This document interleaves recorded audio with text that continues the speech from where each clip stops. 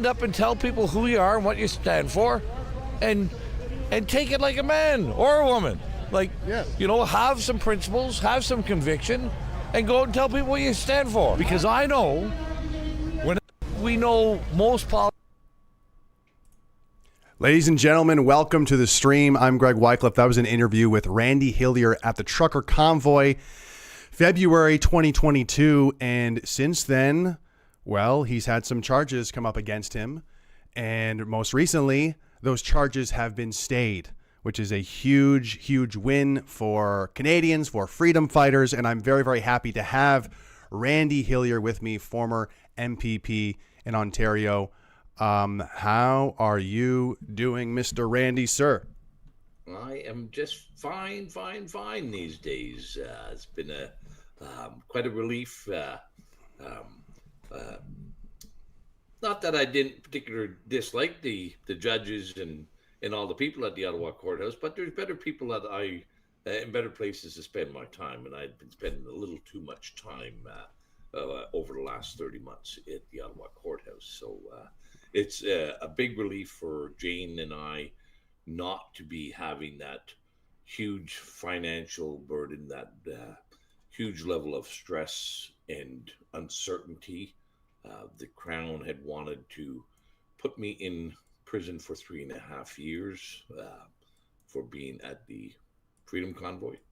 But I would like to just also maybe give a big shout out and express my gratitude to all the people who helped make this win possible, all the great numbers of people who prayed for me, sent me thousands of letters of support and encouragement by letters and by email. And of course, people who were very generous in assisting me on the financial side of this. And specifically, I had a number of people who were assisting me and giving me guidance, legal advice, good team of volunteers. But I also want to, for that very last argument that we had on October 3rd, the Jordan application, I hired a lawyer. His name is Mark Ertel. Many people will know that I have been somewhat critical of the legal machine and the players in it, but Mark Ertel did a bang up job. I don't know if there was anyone who could have argued this case as perfectly as he did and rebut the Crown's arguments. So a big thank you to Mark Ertel, criminal defense lawyer in Ottawa, as well, for his assistance and for his efforts. I got to celebrate with my family, Jane and our kids last weekend. It was nice. Absolutely. And it's, with all that being said, it clearly wasn't just a investment of time and money. It's a huge emotional burden to have to go through that. And for those who don't know, just to kind of add my sort of relevance, especially to this conversation, after the Trucker Convoy, you got these charges laid against you, and there was you got some bail conditions. And in those bail conditions, it was don't speak to these individuals, a list of individuals, and I was on the list. And you made the list. I made the list. I'm officially on a government list. Are you proud of me, Mom? But yeah, I mean, it's I don't know, because I was interviewing you down there. I'm not sure why I was put on the list. That's like conversation for another day.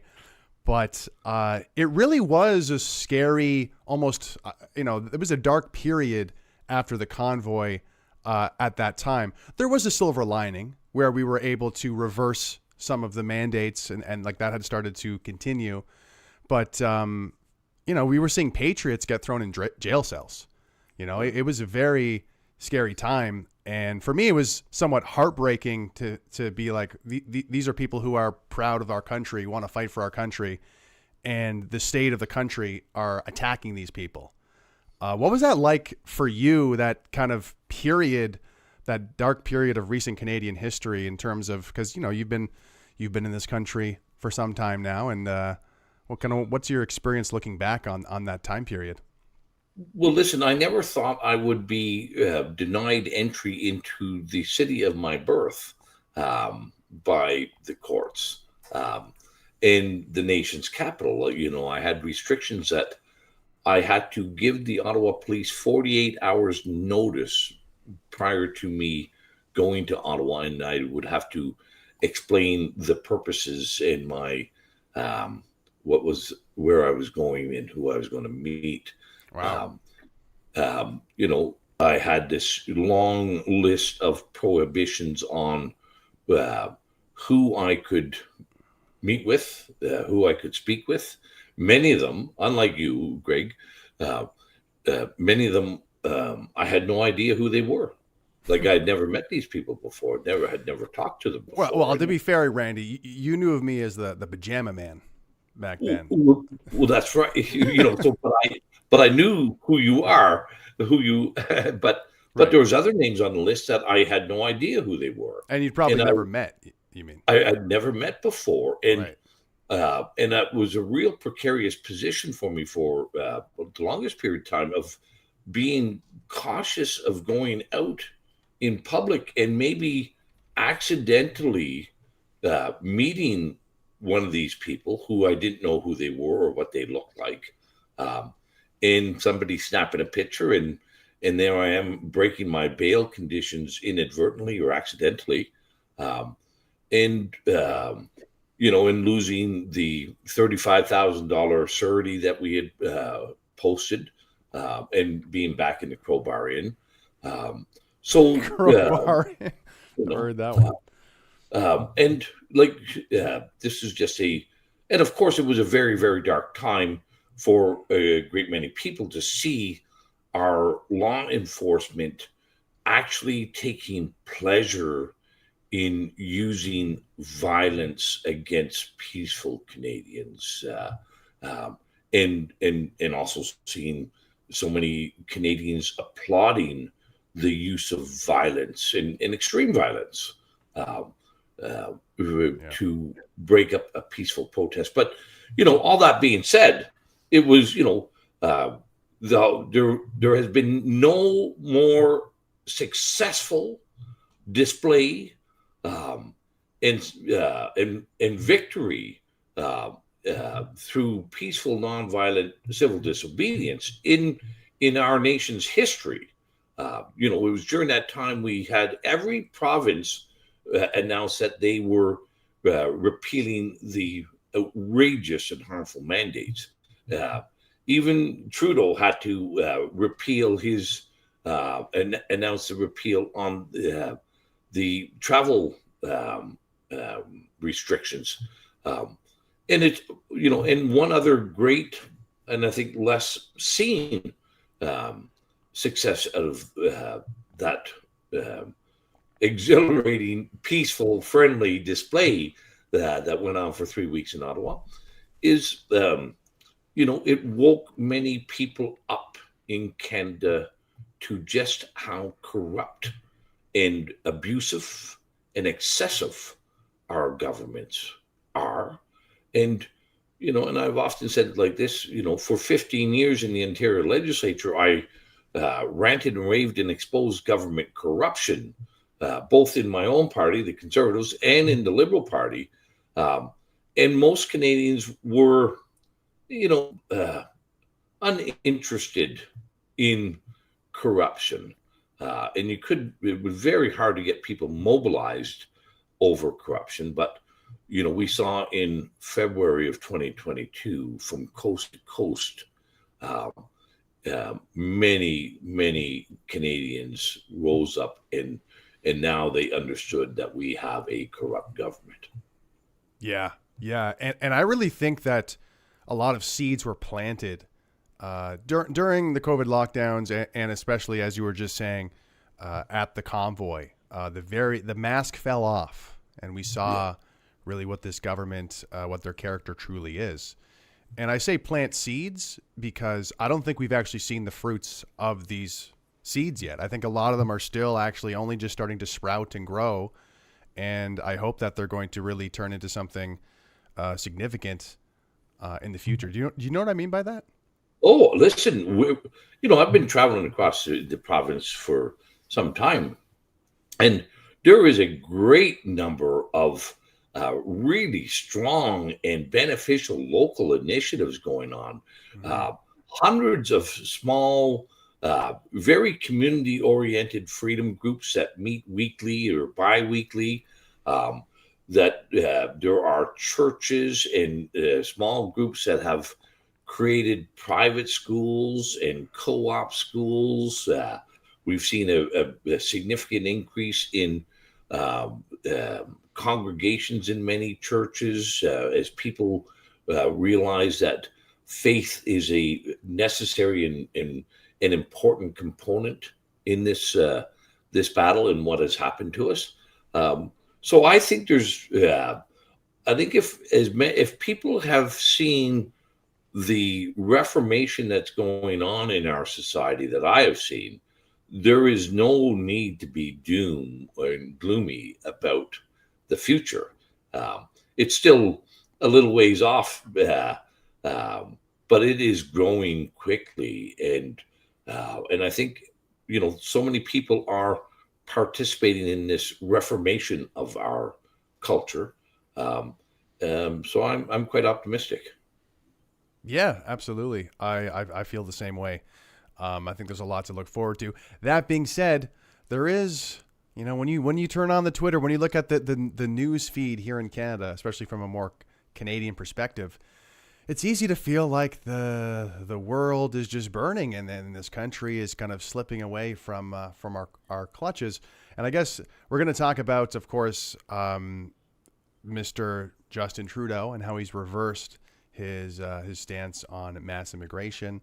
We'll talk a little bit more about the importance of family in this chat, but let's talk about the real chaotic stuff, which is, you move a police barrier, and you get charged with assaulting a police officer.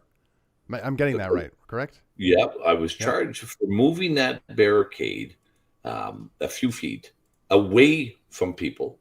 Right. I was alleged to have committed an assault on a peace officer, as well as 2 counts of obstructing peace officers with that audacious maneuver of moving a barricade. Yeah, here's the clip right here. Let's go. There it was. Oh my God. The humanity. What a monster.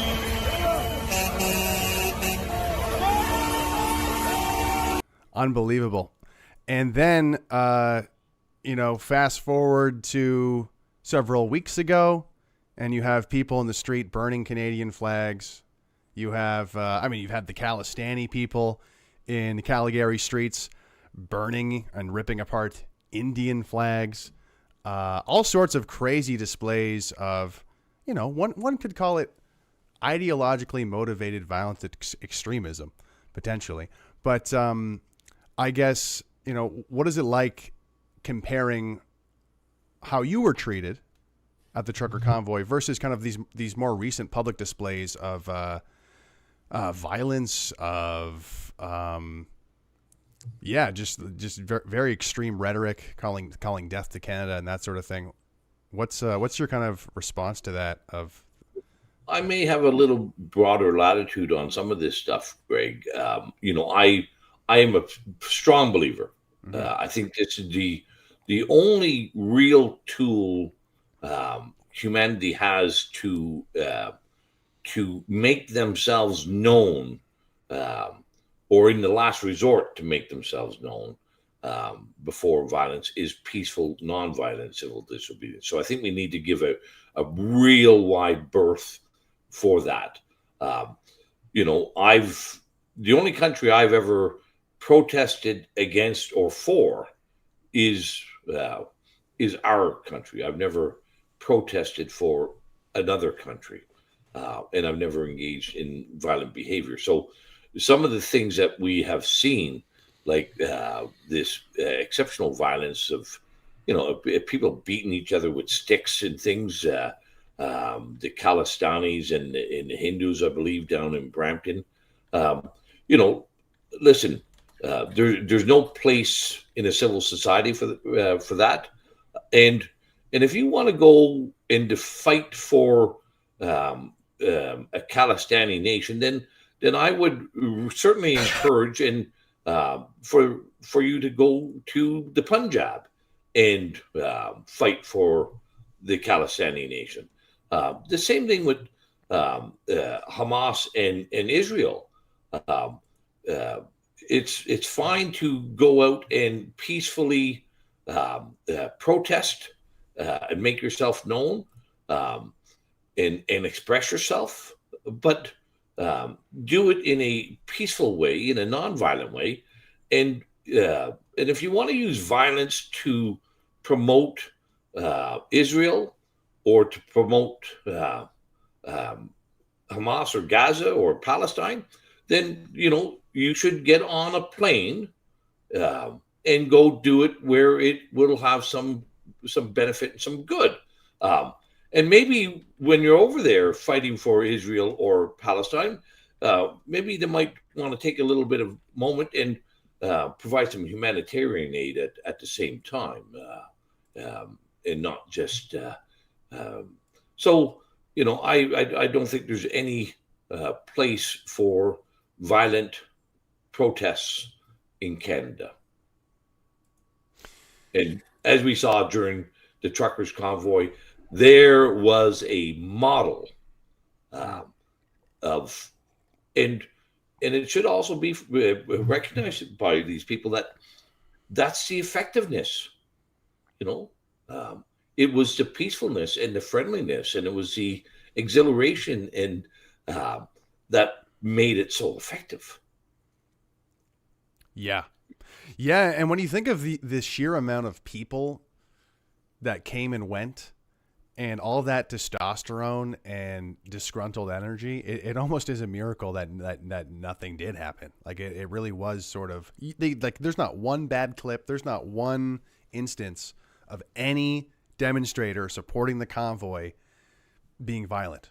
The only clips you have are Ottawa residences or Ottawa citizens acting crazy and attacking convoy people.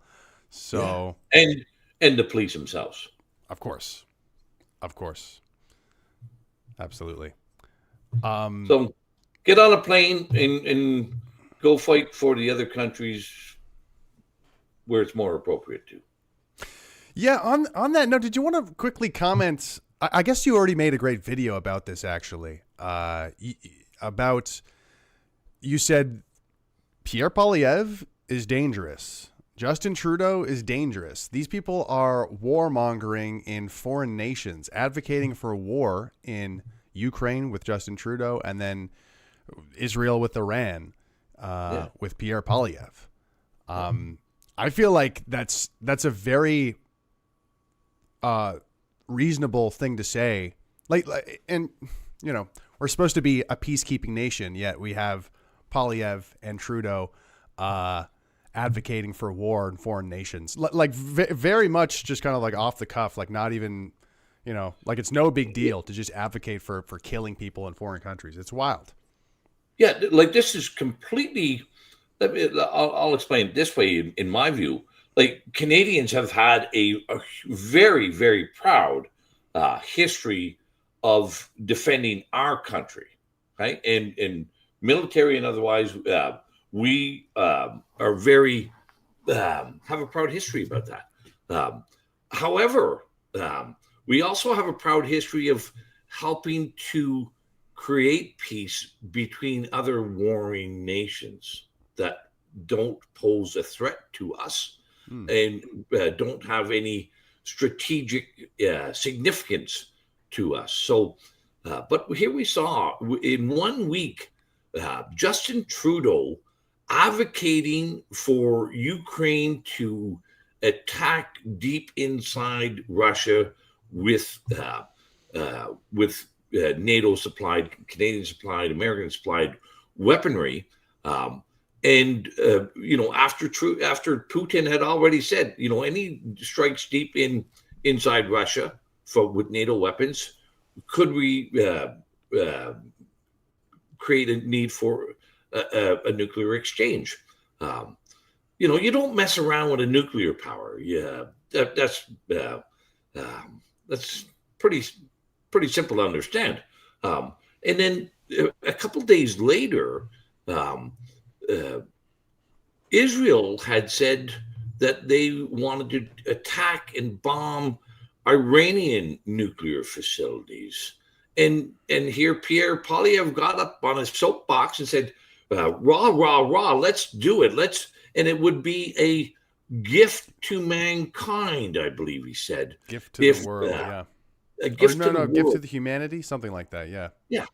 And, okay, attacking nuclear facilities causes negative consequences and serious ones. And, and we don't have any skin in the game with Israel and Iran. We don't have any skin in the game in Ukraine and Russia. Russia is not posing a threat to us. Ukraine is not some huge, significant trading partner of ours where our economic prosperities are dependent on Ukraine. None of these have any significant strategic importance to us. And here we are, we shed our historical view of being a peacekeeper amongst warring nations and becoming a warmongering cheerleader, as well as, throwing gobs of taxpayers' money into these warmongering conflicts. So, I don't like it. Yeah, and my thought too is our military, from what I understand, is not super hot right now, not super powerful right now. So where do we get off? Where do our political leaders get off talking big anything when it comes to advocating for war, when we clearly don't have the balls to back that up, or the artillery or the sort of military to back any of that up? We don't have, we are a Minnie Mouse in the military world, and even more so now that we've shipped over all of our artillery pieces. All of our howitzers were sent to Ukraine. Many of our infantry fighting vehicles and APCs and stuff have been shipped over. I think we even shipped out a bunch of our antiquated Leopard 1As. Now, of course, strategically, we know that we can always hide under the skirts of the USA if there was a military threat to us. But that's not a way an independent nation should conduct themselves, that we have to go looking to Big Brother or find some somebody else's skirt to hide under to protect ourselves. That's not the way. That's not the Canada I grew up in, Greg. We like I said, we have a very, very proud, colorful, decorated military history of defending ourselves now, as well as, like I said, peacekeeping amongst other warring nations. And now we're on the sidelines cheerleading death, destruction in others while we can't defend ourselves. Yeah, and you brought up the question, what does this have to do with Canada? What skin do we have in the game in either of these conflicts, which is a perfect segue into foreign interference, because you'll see our political leaders of political parties saying, hey, it's really important that we, incite more war with Russia. By the way, we're really worried about foreign interference. Hey, we need to go to war with Iran. By the way, we're really worried about foreign interference. It's, I see it as a total joke, but maybe, what are your thoughts on all this foreign interference talk, given that there's things like this happening with our political leaders advocating for foreign nations? Yeah. Listen, the irony and the contradiction of between our words and our actions with Ukraine and Iran and Israel are pretty stark. Here we're saying that China is interfering in our nation. We're spending billions of dollars supporting wars elsewhere. Well, I think Russia might have a view on that we're interfering, and maybe Syria and Lebanon and Iran might have a view that we're interfering there as well. And justifiably so. And then just from a personal experience, I was involved in Ontario politics for 15 years. And I would characterize it as this, both our main political parties have picked up the phone to China and others, Israel, Taiwan, various countries, and they picked up the phone and they said, come on over and let's cooperate together. Let's use your financial resources and your gangs and your state-owned enterprises, China, and become involved in our political parties, become intimately involved in our corporate structures, in our political parties and our institutions. And we welcome your money. We welcome your fentanyl. We welcome all your drugs. We welcome your gangster cash to be laundered through our casinos. We welcome your laundering your money and buying real estate in Toronto and Vancouver. So there is no interference with China. We have asked, we have welcomed, we have invited communist China and their state-owned enterprises and their organized criminal elements to be part and parcel of the political landscape in Canada. And we've known this for a long time.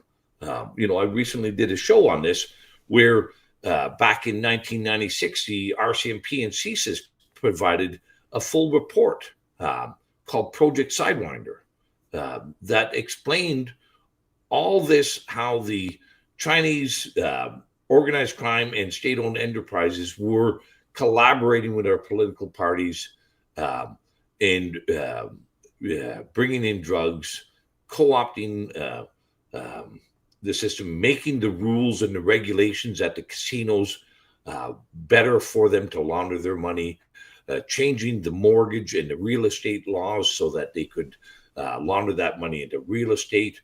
It was just a couple of years ago that the Integrity Commissioner ruled on Justin Trudeau, who had this big fundraiser gig at a known Chinese shady dude in Toronto. And this shady dude gave the Trudeau Foundation $200,000 that night.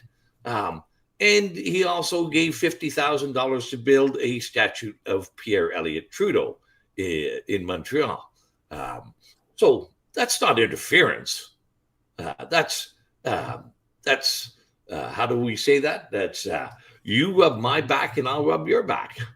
Yeah, it's collaboration. It's teamwork. Yeah. When it comes to foreign interference, we're in this together with the foreign interests. And all the political parties know this. And that's why even though CSIS has been ringing the alarm bells on this since 1996,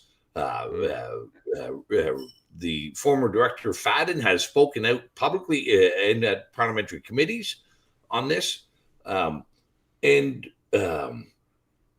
not one of our 338 members of the House of Commons have ever dared ask, who are these MPs who are under the sway of the communist Chinese or whatever. They know if we actually lift the covers, it's likely that we'll find close to 338 people in bed. All the different colors too, I'm sure. Red, blue, orange. Oh, it was always China and Israel. And Israel's just as complicit in this. They do it a little differently, but it's China and Israel especially have been prolific at inviting elected members to go on an all expense paid, free junket to be wined and dined in the best hotels and resorts in Israel and China, and it's not a bribe. It's not a bribe. No, it's not a bribe. This is just showing how appreciative they are of the good relationships. Yeah, it always helps if you grease the wheels a little bit. It's and back to your earlier point, following Canadian politics for the past several years, one of the most depressing things, one of the most troubling things is how weak and just not effective our class of investigative journalists are. Like, we don't really have the fifth estate. We don't really have that hard-hitting investigative journalism. We have propaganda now. And because of that, man, wouldn't that just make Canada, because there's not these hard-hitting, intensive investigative journalists in the country, wouldn't it just be a perfect wonderland of organized crime with all this stuff going on if there's no sleuths trying to sniff this stuff out? And it starts at the top. It starts at the people in the Parliament buildings, and they don't even want to name names. So obviously there's a trickle-down effect, or a laziness trickle-down effect, where people don't want to look into the crime. They just want to profit from the crime, and it's absolutely disgusting. It's traitorous. It's anti-Canadian. It's I would potentially use the word treason. That word doesn't get used enough, I don't think, Randy. So listen, a lot of people have been focused on the how Trudeau used the $600 million slush fund to co-opt the media, the mainstream media. But that's just a drop in the bucket. You look at the revenues of all our mainstream media, and through the various agencies of government like Heritage Canada, we also heavily subsidize most content creators and content for the mainstream media. We also have those wage and subsidies as well. But then for most of our media, we also, their largest advertisers, or one of their largest advertisers, will be governments. So when you look at the total bucket of money that government is putting into the mainstream media, there's hardly a person there who will bite the hand that is feeding them. And you can see what happens when you do. Like just recently, David Puglisi, a longtime investigative journalist with the Post, and he focuses on the Canadian military. He's the one who broke the story about the Canadian military using COVID as a psyop. The former foreign minister, Chris Alexander, 2 weeks ago came out and said that David Puglisi is a Russian asset and a Russian agent for being an investigative reporter. And I'm not sure what happened to Sam Cooper, but like he was doing a marvelous job with Global, and he's gone independent now. I don't know if Global fired him, but I'm sure they got word that that sort of investigative journalism was not welcomed by our governments. I think this. Oh, whoops. I think I found the article you were referring to here. Just a second. Is this the same one? Yeah, David Puglisi. Yeah. Military leaders saw pandemic as unique opportunity to test propaganda techniques on Canadians. Yeah. Huh. It was just a test. It was just a test, though. So I guess we shouldn't. I guess we shouldn't be worried. When you go through that entire article, you can see that it was far more than just a test. But for speaking truthfully, he is now in a parliamentary committee. Former External Affairs Minister Chris Alexander accused him of being a Russian agent. Yeah, but hey, look out for the misinformation, right, Randy? Look out for the misinformation. There is a lot we want to cover here during our chat, but so let's move on to the next topic. You were mentioning how the mainstream media is very heavily controlled and funded by or subsidized rather by the Canadian government, but there's that trickles into social media as well. And ever since your charges got broken, we did have a phone call, and I was talking to you about the phenomena where there's Pierre Poilievre supporters or CPC supporters who will be saying things like, name the names, name the 338 names, or name the traitors. And like these people support Pierre Poilievre, and it's almost like that's Pierre Poilievre's message. But in reality, these are just kind of these content creators who are trying to make Poilievre look good, even though he would never say the same thing. But you mentioned how like these different parties almost have like a stable of pundits that they kind of just use as kind of megaphones to amplify their message or something. Yeah, there's both the stable of pundits, and then there's also the stable of content creators for each party. So if we looked at the content creators, we would look at people like Jeff Ballingall, for example, with Canada Proud. That's just a proxy appendage of the Conservative Party, and they do they do a really good job. He's got Canada Proud, Alberta Proud, Saskatchewan Proud, Ontario Proud, but that is just a front operation. But it's effective at data harvesting and also very effective at social media influencing. But then, and each party has people like Jeff. Then there's also the stable of talking heads or pundits that each party has in each major city. So, and they're put forth to the mainstream media.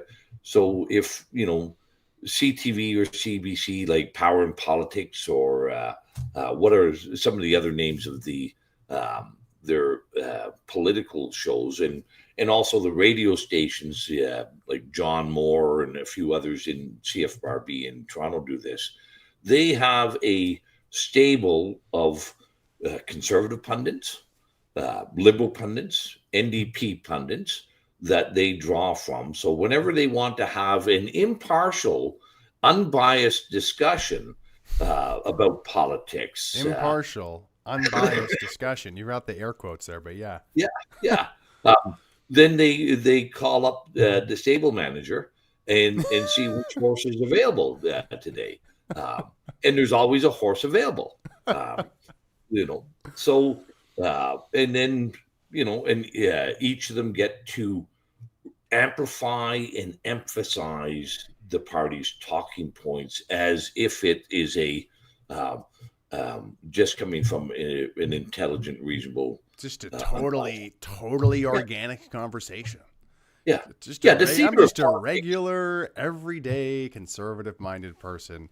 I haven't been groomed and put here in the stable. And the thing is, if not to get ahead of you here, but once these horses grow up and they do well enough, they graduate and they become conservative members of parliament, or they become conservative candidates. No, typically these guys are far more important than the members of the caucus. Well, I'm talking about specifically a couple of conservative MPs now. One of them, of course, from True North would be. Yeah. So that's the. There are those like the Andrew Laughtons and the Melissa Lancemans, and there's a number of there are a number of horses that have been put into Parliament. Jamil Giovanni is the other one. He worked for Jamil CFRB, AM 1010, and now he's a yeah. conservative MP. But typically these people will make far more money and be far more influential in the party politics and in influencing the party as the unseen lobbyists, the campaign managers, the fundraising bagmen, all the other accoutrements that go unseen to Joe Public, but who actually control the party. Right. Oh man, and that's I mean, that stuff is tough because I would love for this sort of part of the conversation to be more popular. But it really takes, somebody like a Trump to be like, drain the swamp and kind of like bring attention to the sort of shadowy back room or the smoky back rooms that actually pull the strings or pull the levers. That being said, based on everything that Canadians are now seeing with the foreign conflict playing out in the streets, Justin Trudeau flip-flopping on immigration, even though you were the worst type of demon ever to oppose immigration 5 years ago. But now it's okay. And I guess we'll talk about that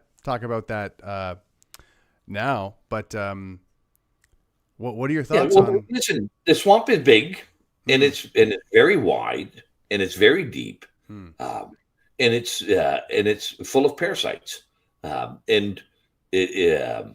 When you look out at the swamp, you don't see all the parasites. You have to look closely to find the parasites. But I think, with Trump and RFK and the people that he's assembled around, I don't think there's anybody who knows the swamp, the machine of the swamp, better than RFK. And I think, he will be much a hugely important addition to Trump's administration. As we saw with Trump in 2016, he didn't understand how ugly this swamp was. He knew it was there, but he was being undermined by the very people that he brought into his cabinet to drain the swamp. This time around, he's got a real sharp cookie who knows where most of the closets and most of the skeletons are in Washington with RFK Jr. So I think they'll be far more effective. And I think it will also will eventually, and not too long, have a very important title change here as well. Yeah, I hope so. I want to address sort of a negative comment in the chat because I think it's kind of funny. Lao Tor says, these guys are doing Turdo's work bashing the CPC, bashing the Conservative Party. Did you want to respond to that? I have a response, but do you want to... No, I think I've bashed them equally. So listen, you're not going to see me as a cheerleader for Justin Trudeau, but you're also not going to see me as a cheerleader for Pierre Poilievre. I've known Pierre. I know Pierre much better than I know Justin. But there is hardly an ounce of daylight between those two individuals when it comes to policy or behavior. Like both of them were full on with taking away people's freedom of mobility, freedom of expression, freedom of assembly. They were both willing to coerce people into getting experimental shots. And they're both big on the climate change hoax. They both have signed on to the Paris Accord. They both believe that carbon is a pollutant. Just one wants to put a little more tax on than the other one for the time being. But I don't see any daylight between those two guys. Yeah, no, I totally agree. And what is the alternative, Lao Chatter? Us to not talk about this? Us to not talk, like, poke holes in the very obvious similarities between Trudeau and Poilievre? Like, I just find it so enraging that the whole catchphrase is like, we got to get Trudeau out. And it's like, this guy's dressing up like an East Indian. He's wearing a turban every other day. He supports the Paris climate agenda. He supports mass immigration. How is this different? And I get it, tax cuts, all that, but it's just kind of like, people need to give their head a shake. And I think it's really, I didn't mean to go into this, but it's really sort of people don't want to see how bad things really are in Canada. And it's very nice to think, whoa, Poilievre, he's going to save us. And I can just kind of get back on the couch comfortable and, everything's going to be fine. And the knight in shiny armor, Pierre Poilievre, to the rescue. Build the homes. Yeah. Like everything on this horrendous agenda of what we're doing to our children under the disguise of the rainbow flag. They're both fully supportive of that. They both attend these outrageous and reprehensible displays of moral, of public nudity.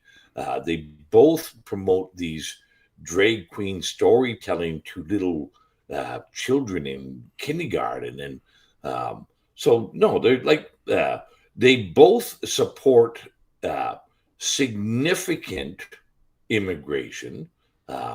Until recently, Trudeau was in the last couple of days said that he's going to not dig the hole as fast on immigration as he was doing previously. But, nobody is talking. Neither one of them are talking. We have approximately, and it's hard to put a precise number on this, but it looks like we have about 4 million people in our country that are here illegally. Either their visas have expired, their foreign workers' visas have expired, their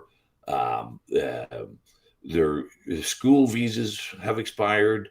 They have been their refugee claimant status has been rejected. There's a whole, and we have about 4 million people living in Canada that fit that category. Not one of them, neither Pierre nor Justin has said, well, that's a problem that we should deal with. And just to do some quick math for everybody at home, population of Canada is 40 million. Okay, so 10 times, you said 4 million, right? So 4 times 10 is the population. 10% of the population are here illegally. That's 1 in 10. Get a lineup of 10 people in Canada, and one of them is illegally here present in the country. Yeah. And neither political leader wants to draw attention to this. Yeah. Wow. So, this is, any reasonable person would say that makes a mockery of the, very significant and substantive process that people have to go through to come here legally. It is it takes a long while to come here legally. And we, are making a mockery of our laws when we I would say we make a mockery of our laws when they charge me with assault for moving a barricade and don't lift a finger for, millions of people that are here illegally. Yeah, absolutely. Well said. Well said. And we were earlier talking about the sort of foreign interference or the collaboration done with foreign nations. And what I'm really worried about is that they're actually going to be taking some cues from China in terms of censorship. And just kind of do a quick kind of like promotion of the project I'm working on, which is savefreespeech.ca, to stop Bill C-63.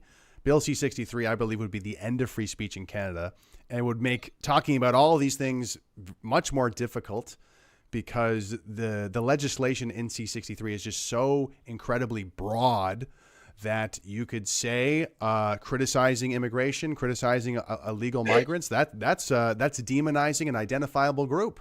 You can go to jail for up to 2 years for that. It's really opening up our legislation to horrible nightmares in terms of speech being potentially criminal. But anyway, if you want to learn more about that, you can go to savefreespeech.ca to learn more about it. There's some content there to educate you on the actual bill and how awful it would be. Just click on the Bill C-63 page there. And also, if you really want to support us, then you can go to givesendgo.com/savefreespeech, where we're making a documentary. And, we'd really love to interview you as well, Mr. Randy Hillier, because you are someone who's been targeted, I believe, for your beliefs, for being at the convoy, for being a political figure. And I was actually going to start off the conversation with this, but, these bogus charges got dropped. Do you think it's fair for me to call these bogus charges? I don't know if you're allowed to say things like this, but... So I'm going to be a little. I've got a few things up my sleeve, so I'm going to maybe pivot off that one, just because there's a couple other things that I might be announcing down the road. So, but I've often referred to them as trumped up. I've got thousands and thousands of pages of transcripts and additional evidence to review. So. I'll hold off on passing final judgment on that until I do a little more evaluation on them. But going back to C-63, this and I'll just throw a little thing in there for you to consider. Like this is something that's happening throughout the entire Western world. I don't believe China is the motivating factor behind it, even though it looks and acts and is similar in fashion to the historical limitations on speech in China. But, all of Europe, as they have the Digital Services Act, the UK has come out with even earlier and exceptionally crazy online regulations, and they've been putting people in jail already. The United States has been proposing the same thing. So, is China at the root of that evil? I don't think so. But even the name of this bill, Greg, the Online Harms Reduction or Protection Act. Online Harms Act, yep. Yep. So how can I harm you or anyone online? The only harm that I know that I can do to somebody online would be to unjustly, unfairly defame them. Now, we already have defamation laws. So what other harm could we do to somebody with our words and our speech online? You can hurt my feelings, Randy. Well, so there, this is the important thing. We are bringing out far, far more restrictions on our freedom of expression and our freedom of speech with C-63. And I'm going to say my view, one of the reasons why the Western world has always held speech and expression in such a high and elevated regard is so that the individual can speak honestly and that they can speak truth to power. It also allows for obviously intelligent discussion and evaluation of different perspectives. But the reason why it is been so highly regarded and protected for hundreds of years is so that we can do good in life. and not fear retribution from our government for speaking truth to power. And that's really what is at the crux of these measures, is to prevent, to allow government to punish those who speak truth to power. Well said. Well said. It made me think of an analogy. I don't know if it necessarily works, but to have such strict speech laws and to have a society that wants to improve, it's like telling a toddler to learn how to walk, but be like, if you mess this up, we're going to cut your legs off. It's like, well, I can't be free to fail. I can't be free to fall down.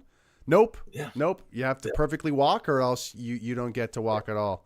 You have to perfectly speak, or else you don't get to speak at all. So this, historically, that was, and I this is not some revelation. I think most people look at the, if you look at the former USSR and their restrictions on speech, it was to prevent people from speaking truthfully about what the state was doing. And if they did, then, well, we have a gulag for you. And the same with the Communist Chinese Party in China. Why do they have these restrictions on free speech? Well, so they don't want any opposition to authority. Or else, well, we've got an organ harvesting detention center over here for you. So, for me, free speech has always been so that we can do good in life, not to do evil. We wouldn't protect freedom of speech to do evil, but to do good. And without that high threshold of freedom of speech, we have those safeguards. We've had some boundaries on it. You can't assault, you can't defame, but they're very, I think, modest. Up until now, they've been fairly modest guardrails on speech. Yeah, it really hasn't been much of an issue, right? Yeah. With the kind of guardrails that we have right now on speech, and that's why I feel this battle is so important. Because the second you start to give a little bit of leeway and like the definition of hatred starts to kind of open up a bit, that's especially after seeing how you were treated, how other patriots were treated during the Trucker Convoy, especially. It's like, okay, so those in power will certainly abuse the law and use it any way they can to target people they don't like. And if that's the case, I've seen this. I saw this in 2022. Anybody else, raise your hand if you saw something like that. I saw something like that. And it's like, so we're supposed to believe after that, the same government is going to, no, don't worry. We won't be biased. No, don't worry. we won't tack this hate motivated charge onto a mischief charge to throw Randy Hillier in jail for life, which is something that they can now do under Bill C-63. But don't get me started on Bill C-63. I could talk for hours. I want to focus more on you, Mr. Hillier. Is there anything else you wanted to say about free speech or C-63 before we move on? I think we've been bringing those guardrails a little bit closer in, and I think with these ideas of hate speech and hate crimes, which are just an atrocious thought as well, and we've also have this. The evolution of political correctness, where this self-censorship by people is more extensive than the state censorship of people. And I think that was really, before we called it political correctness. Now we're calling it, misinformation, disinformation, and malinformation or whatever. And it's just completely bizarre that, whatever I say, it can't be misinformation. It is information. It may be credible information. It may be correct or accurate information. It may be wrong information. but or maybe information that's up for debate. But it can't. There's no such thing as misinformation. Like it's an oxymoron. And same with disinformation. What the hell is that? Like, no, it's information, and if you're a sound mind, you can sift through information and determine how credible it is and whether or not it's important for you to retain it or to reject it. Yeah, absolutely. Misinformation, disinformation, these are just globalist buzzwords. That's all they really are. And to kind of underline to bring the guardrails in closer. Yeah. And something that the conservatives help do, actually, is make a precedent for free speech where if you are wrong about certain facts about history, well, you could go to jail for that. And I'm talking about, of course, the Holocaust denial laws that are already on the books, which, speaking to the point you were just saying, it's like, can I be wrong on a history test? Could I not just be incorrect with information? Apparently not. Apparently, ever since this legislation has passed, and they slipped it into the budget bill, by the way. But ever since this speech law has been passed, every Canadian citizen is now perpetually under a history test when it comes to the Holocaust. And if you say the wrong facts or certain things about the Holocaust, you will, you can go to jail for up to 2 years. And the problem is that legal precedent is now going to be expanded for residential school denialism, or at least this is a new bill C-413, which would make residential school denialism a crime, exactly the same as the Holocaust denial bill that's also passed. It's interesting. Let me just throw this little tidbit in for you. What the history that we teach in our public education system in Canada, as a broad general statement, is completely false history. There is little that is actually correct, or little that can be documented to be proven in our entire history courses in public, in elementary and in secondary schools, and we don't promote the facts of our history. So on one of my earlier shows on Canada, a user's guide and owner's manual was Rise to Rebellion. We went in and explored the actual facts of our history that are unknown to Canadians. Things like the conscription crisis, the Winnipeg General Strike, the Upper and Lower Canada rebellions, the long, colorful, proud history of rebellion and opposing government in our history. Many people called in and they were just absolutely astonished that we have such a colorful history. And most Canadians think the only rebellion that ever happened in North America was the American Revolution or the War of Independence. Well, no, we've had quite a few more here, and they were very successful as well. If I was to use the government's own words in a manner that they use them, I would say that our history courses, our history curriculum, is misinformation or disinformation. There you go. If I was, instead, I'll just say it's false. Yeah. I mean, I really want to learn more about Canadian history, and I'm seeing your new sort of series, which is Canada User's Guide and Owner's Manual. And stay tuned. Here it is, for right another here. Edition of Canada, a User's Guide and Owner's Manual. And are you going to be covering more history on this this series of yours? Yeah. So here the premise is fairly simple. I think Greg, it's one of the things that I what I witnessed over my 15 years in elected office is that, and especially in the last 4 years, a great many Canadians want to fix what they see as a very broken down machine of government. And but most people have very limited understanding or knowledge of how this machine was either designed to work or how it actually does work, which it works very differently and opposite to what its design is.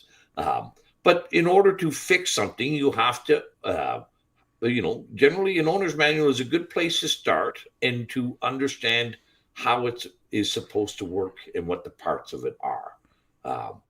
And that's my one of my projects is to help inform Canadians about this political machine that we have.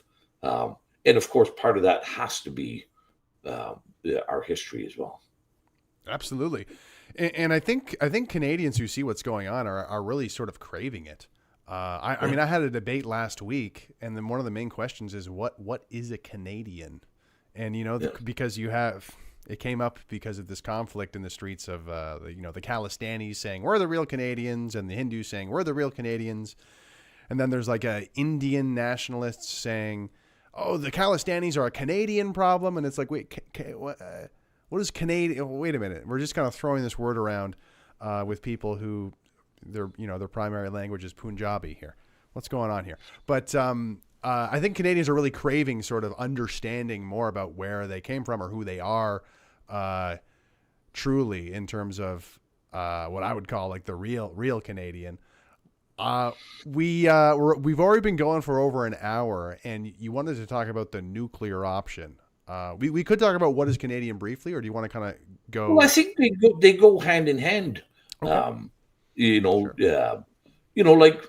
Like there has been a powerfully detrimental change in Canada. That's my view. There's,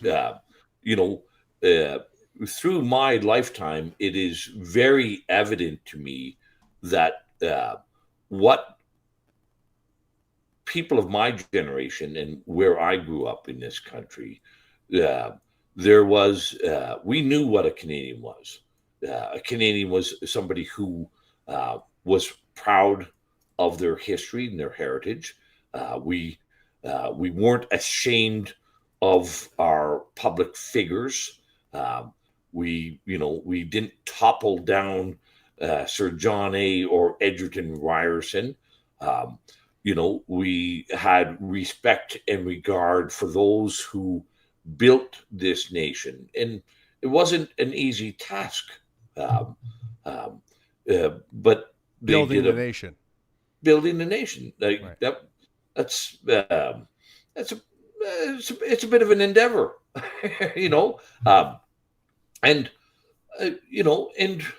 but also,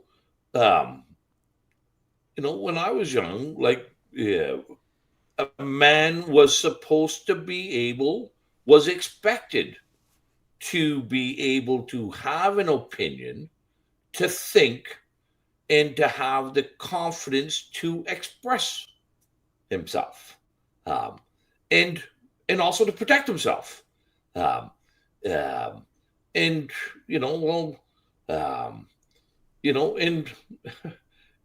There's, it's just, as I said, we had a proud military history as well, in both war and in peacekeeping. We weren't one or the other. We could be more than that. But as we look at things now, most Canadians, I think this is true. If you ask somebody what a Canadian is today, their default position would be to contrast this with the United States. We're not American, or they would identify ourselves as due to a public service like healthcare. Right. Well, like, okay, well, that's that's not defining what a Canadian is. It's not defining what Canadian culture is. Uh, and we would be proud of, stomping Tom Connor singing on a Sudbury Saturday night, and we would, um, elevate, and we would appreciate um, yeah, what Canadian identity was through music, through our art. Yeah, when I was a kid, um, yeah, everybody knew who the Group of Seven was, and thought, these are pretty marvelous Canadians. We, um, you know, we knew that Canadians had done wonderful things inventing um, um, medicines like Banting and Best. We knew that Canadians were great thinkers, great doers, great inventors. Um, Mm-hmm. and, we didn't have to say, well, we're not American. And I think that really, we've seen masculinity be redefined as toxic in our country. Mm-hmm. We've seen, and as people are reaching out and seeing all these problems, and they're searching for ways to solve the political problems, um, you know, um, the problem, the political problem is a derivative of the destruction of our family, of the family unit, the destruction of, men don't know what men are supposed to do. It's not to be a man is to not be in your basement room playing video games and watching porn. That's not what a man does in life. And what it is if we want to fix this, we have to recognize that the nuclear family is the only fix to this country, where men know what men are to be, where women know what a woman is, and where there's nothing more satisfying in life than to have children. There's nothing more rewarding in life to have children. And we have diminished that. Our fertility rates are in the toilet. And we want to have all the benefits and all the conveniences of affluence, but we don't want to have any part or responsibility in it. We don't want to make any of the sacrifices. Yeah, and they're not really sacrifices. Like, is it a sacrifice? To not go on 2 vacations a year and just go on one? Is that a sacrifice? As I've said to others, like, a typical Canadian family now has more cars in their laneway than children in their house. Yeah, and we've prioritized our material conveniences over our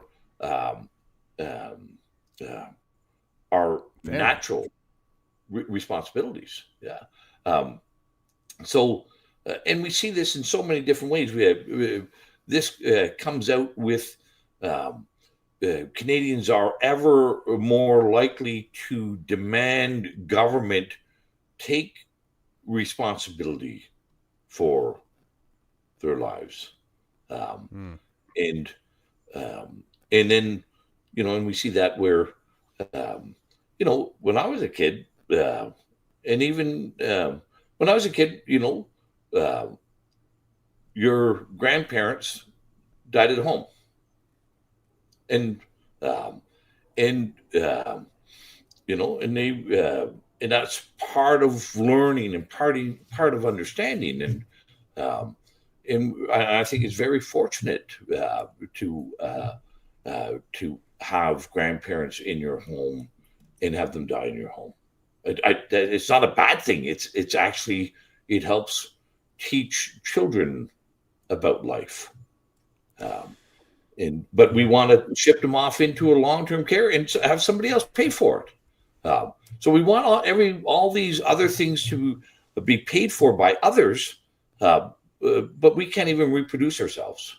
And that's part of the economic equation, where we have this unrestrained and massive immigration into our country each year, because we want the conveniences, but we don't want to take the responsibilities. That's right. And for me, Randy, I can't really think on this topic without it becoming spiritual very quickly, because you were talking about the materialism. Yep. And I just see that as a manifestation of hedonism, of nihilism, not believing in anything except for your own sort of selfish desires. And people are like, hey, I don't want to have kids. I'd rather just travel. I'd rather just go to a new brewery or a new winery. And it's all very, very selfish. At the end of the day, sorry to say, guys, but it's a self-centered thing. Whereas when you have a child, you are forced to be selfless. You are forced to be of service to something that is small and vulnerable, and you have to dedicate a lot of your time and energy into nurturing something. And I really see them as opposites, right? Like they're. Yeah. So I think that is we have smashed the foundations of family and faith in this country over the years, over my lifetime, and we think that we can derive all the benefits and all the economic prosperity that family and faith have accrued and brought forth in building this country. We think we can reject those fundamental foundational aspects and still have all the benefits. And well, that's stupid. Yeah. And the more you think about the roots of the country, a lot of churches around. Of course, there's 100 less because 100 of them burnt down. But it's all there. The character of our nation that we're looking for is I think related to the church, and at the very least, like you said, a family and faith. Because when you don't have that, when you don't have the sort of faith and the sort of belief of we are Canadians and our family matters. If you don't have that belief, it starts to get very sort of confusing and, like I said, nihilistic. And you just believe we're space dust, and I guess we should just lower taxes and get cheaper milkshakes and cheaper vacations, and we're just going to consume. And that's the whole point, is to consume. That's the national project for Canadians, is to consume and die. Might as well get made. You know what I mean? I think it just goes straight to that. Well, and this is where the predatory nature of our state now requires people to see themselves as consumers. What they don't understand is they are the ones being consumed. The predatory state, where the state can't prey on a nuclear family and they can't prey on faith. So let me give you this one little contrast piece that I did at the recent State of the Union. Why I believe we have to go with the nuclear option, and until we understand that is the path forward. 34 years ago. Sorry, just to say, this is because one of the topics we wanted to talk about tonight is political solutions. How do we solve the nation's problems? And and sorry, please continue. You're saying this is the nuclear option is how we can attack this. Yeah, but just to put this in, to understand this, 34 years ago, I had my fourth child. 34 years ago, I was a journeyman electrician living in Carleton Place, Ontario. I was making $25 an hour. So this is 1990. And that year, I bought a house. It was a modest, nice, brick bungalow on a single family home, nice sized lot. Um, um, my wife stayed at home with our 4 children. Um, I bought that home for $112,000. It was 2 times my yearly salary. Um, and we had a new vehicle, and we went on a yearly vacation. We were never shy on food, uh, couldn't afford the heating bill or anything. Um, You got by. were we got by. Um, um, and my wife took care of our 4 children, right, on a single family tradesman income. Um, and and I contrast now to my youngest son, who's a tradesman as well. He makes about $30 an hour. That same home in Carlton Place now will cost him near $600,000. So, instead of 2 times his yearly salary, it's 10 times his yearly salary. In 1990, a brand new average car cost you $15,000 in Canada. Today, it's $65,000. Mm-hmm. Yeah. So you get in the picture here. The wages are fairly flat. However, and here's fuel was 59 cents a liter on average in 1990. Well, it's not been 59 cents for a while. Soon though, hold on, fingers crossed. Might dip. Yeah.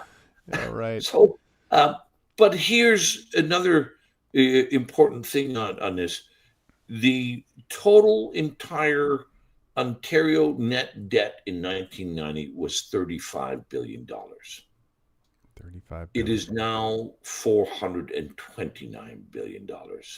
The debt has gone up even greater than 10 times. Right? Wow. And of course, we can see here we're on a path of diminishing returns.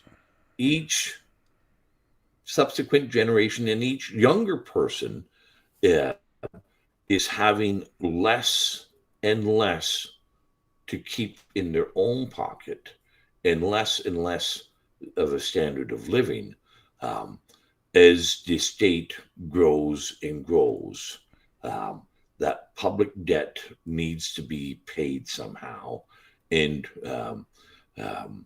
it's being paid through this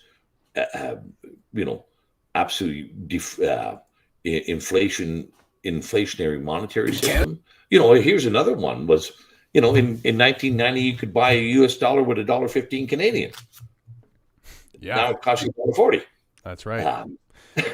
So I was going to say, to go back to your family point, I was just, as you were speaking, I was thinking about how aggressively Pierre Poilievre sort of panders to the East Indian community or the Hindu community. And when you break that down, it's probably because there's what makes up that community.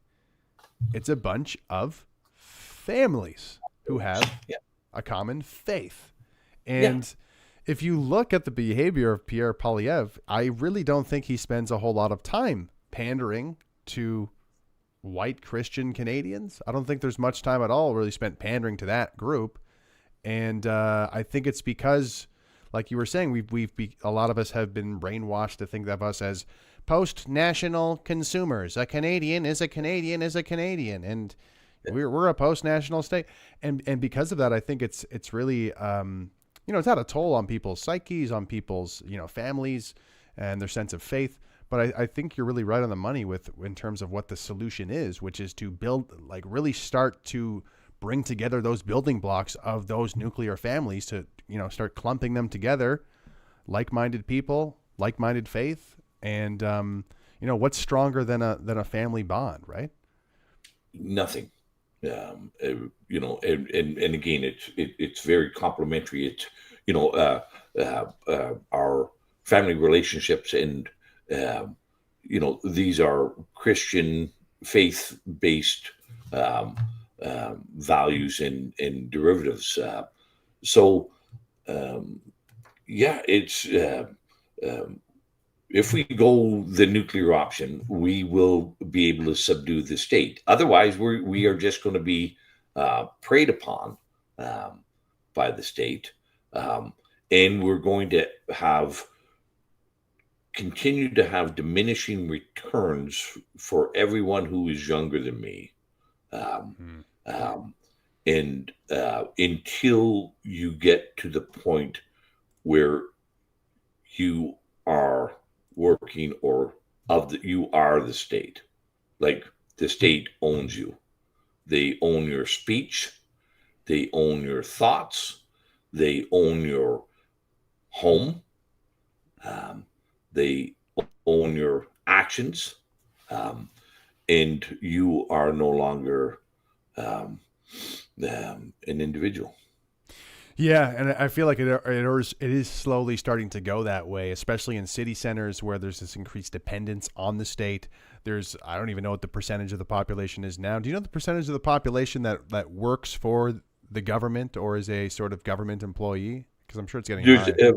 It's really hard to get a firm handle on this because there's also federal, provincial, municipal, federal, provincial. They're the easy ones. But then you have the broader public sector, like school teachers, paramedics, police officers, and then you also have the crown corporations, Canada Post, CBC. And each province has a multitude of crown corporations as well. But it looks like, and the last time I looked at this, and wasn't that long ago, out of I believe our workforce was 16 million people.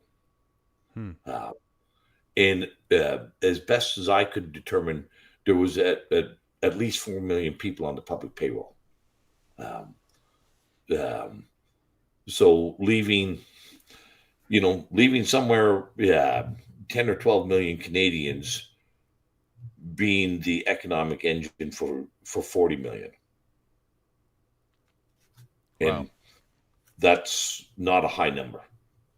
Yeah. Because that's like the 4 million public sector workers, they're a administrative overhead. They're not producing any wealth at all, right? But consuming it, and you've only got about 10 million Canadians now actually producing enough that they also employ people. Well, for that one who's working has to carry 3 who aren't. Right. Well, let's wrap it up. Let's end on something more positive here.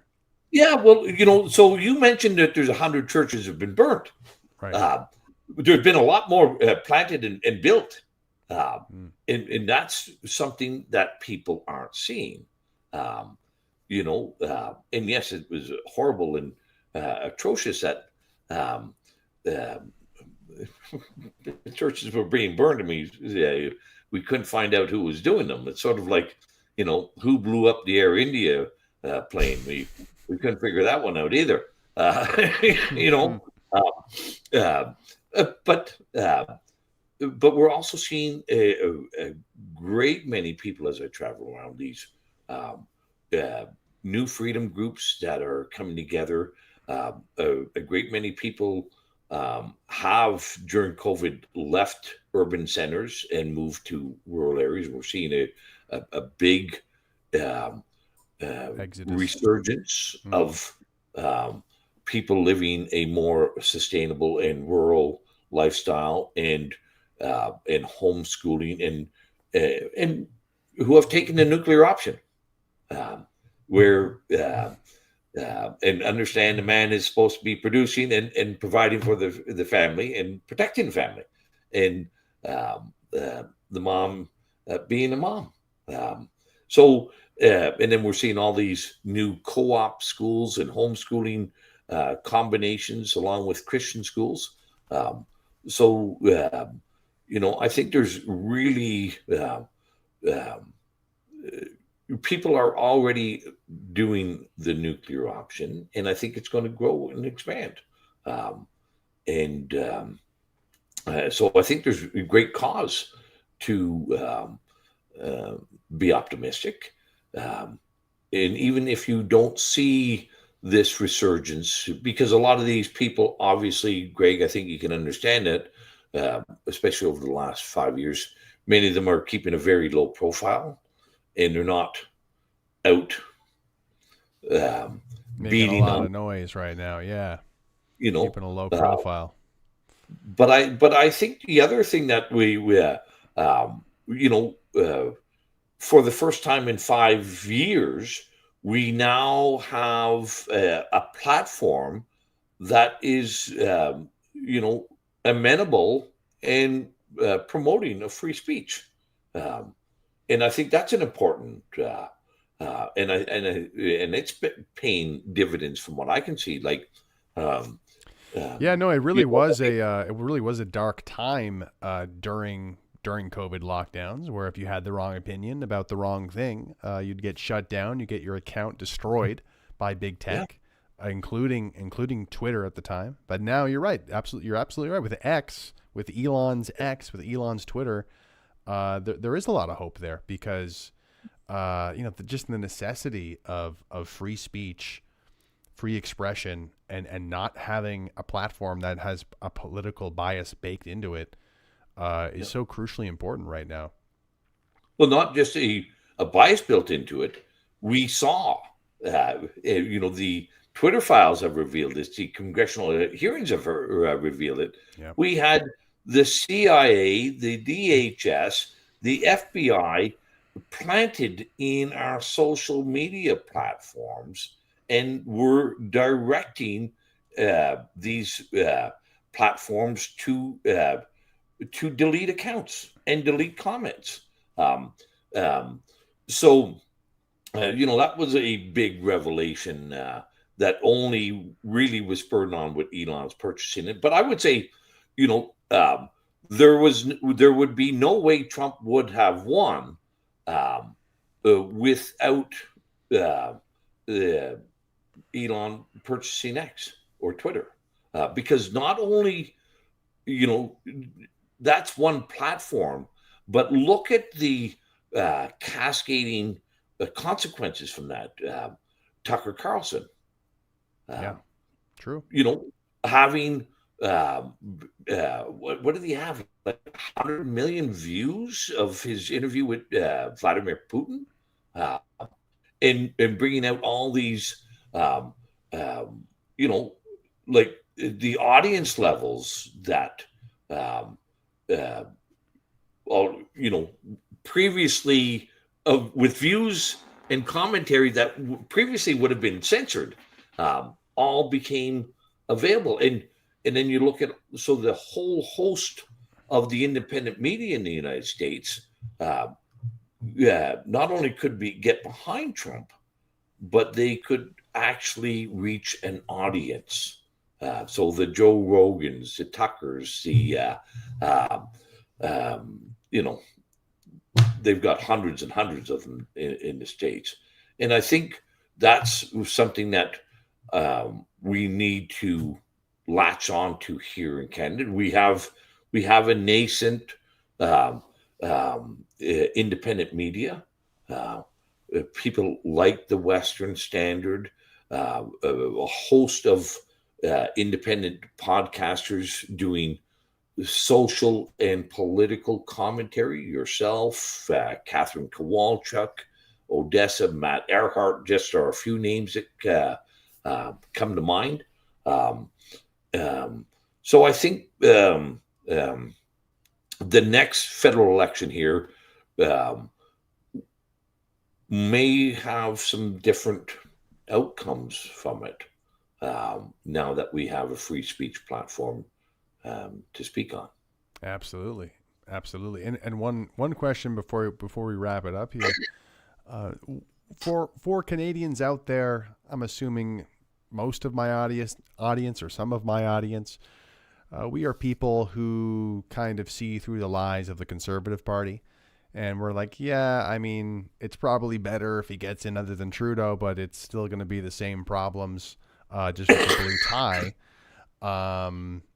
It could honestly be worse because we're going to feel like we got rid of the boogeyman, even though we got a new guy in there. And, you know, that's a kind of dangerous thing to have somebody with all this public support who might be ready to just, you know, out of the frying pan into the fire.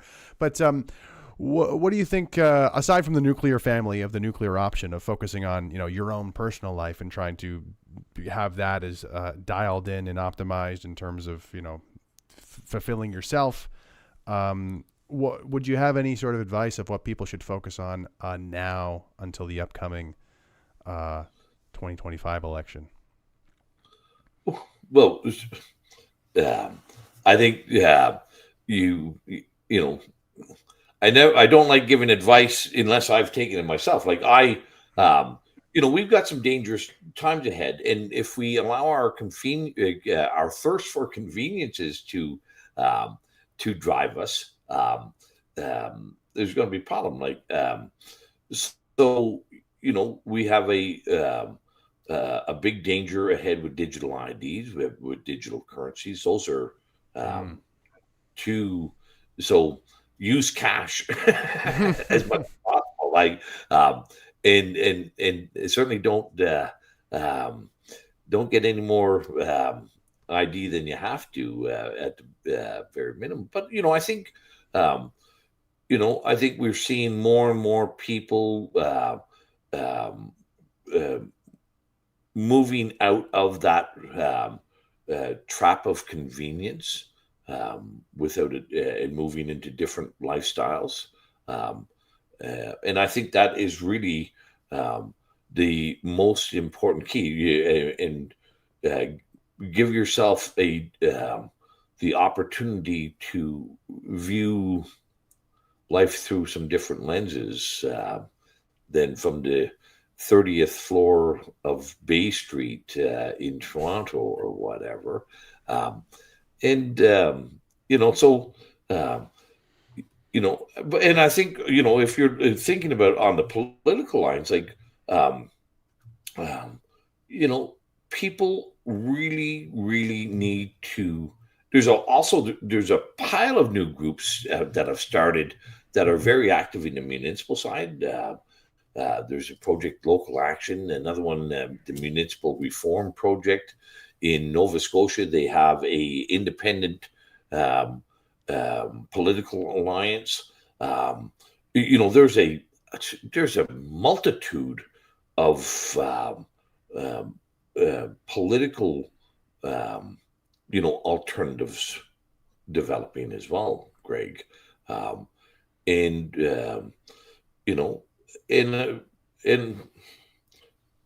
let's get a little more knowledgeable about this sort of stuff, educate. Let's start educating more Canadians. So let me end off with this one. There was a real funny illustration of this. It wasn't funny, but it's a stark. During the Dalton McGuinty, Kathleen Wynne years here in Ontario, I was in opposition with the Conservative Party at the time, and we found that the Premier had been sending letters to the ministers informing them that there was fundraising targets that each minister was expected to raise every quarter for the party, right? And of course, I don't know if people understand it, but that is the key role of a minister in a cabinet, is to fundraise from the stakeholders who utilize that ministry. So, I'll give you an example. The Minister of Transport in the ministry puts out contracts for road paving, highways, right, and bridges. So the big road builders, civil engineers, and bridge builders and stuff, that's your stakeholders. And you can go through all the ministries. Anyway, we got this letter and we said, ha, ha, ha, we caught you, you damn liberals, for it's here in black and white that your ministers are fundraising from their stakeholders. So they say, if you want to get a meeting with the minister, well, maybe if you've contributed $20,000, that'll get the door open easier for you.